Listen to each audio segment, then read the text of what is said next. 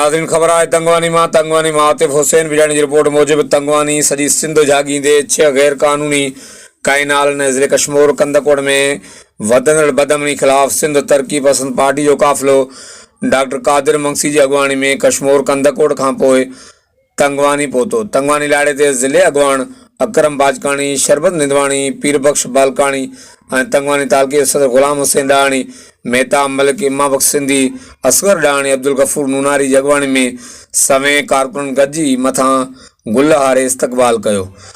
उन बाद काफ़िलो तंगवानी पहुतो जिते रहबर चौक ते वॾो जलसो मुनक़िद कयो वियो।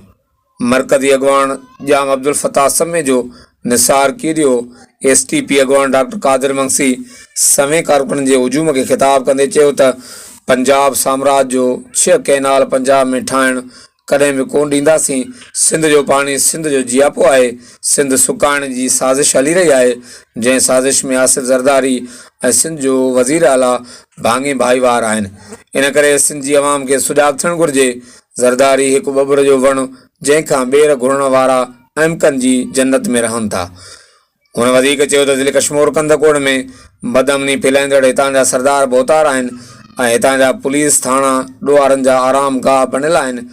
हितां जी पुलिस न बल्कि ॾोहारनि जी कमदार आहे, जंहिं करे अमुन नामुमकिन आहे। हुन वधीक ॻाल्हाईंदे चयो त बदअमनी ख़िलाफ़ ज़िले कश्मीर में हिकु डिघी तहरीक अमुन अमान करण लाइ अची हलाईंदुसि।